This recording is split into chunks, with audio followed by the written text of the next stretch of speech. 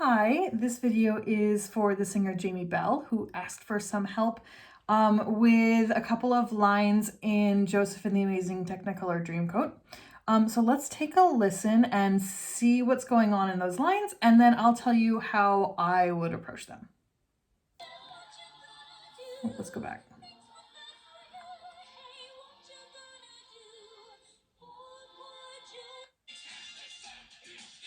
All right, here we go.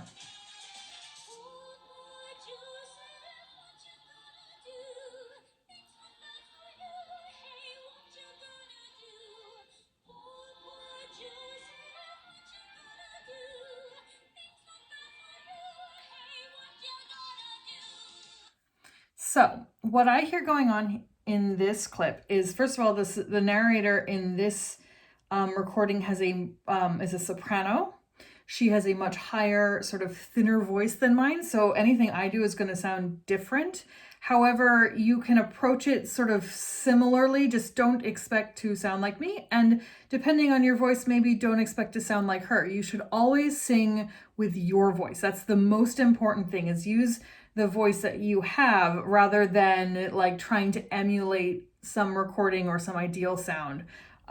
Things just work best when you try to just sing as naturally as possible. Okay, so she sings, "Poor, poor Joseph, what you gonna do?" And it's this very pure sound. And like I have to even approach that sound, I can't like use any vibrato, and so that was probably terrible. But she's got this very pure sound, it's very close. And so what I would do is I would add darkness to it by shifting the vowel from oo on poor, poor, poor, poor, poor. So instead of singing an oo, you should shift towards ah. Pa, pa, Joseph. And keep that ah sound going up, and it brings some chest voice a little bit higher, which, you know, there's reasons to do that and reasons not to do that. But I think for this, as an effect, I think it's a great effect.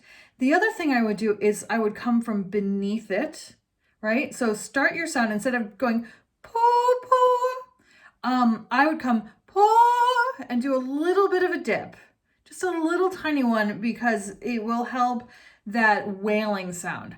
Poor, poor, poor, poor Joseph, bum, bum, bum, ba-dum, bum. And so every time you go up, make just a little teeny tiny wail, just to give it a little cry.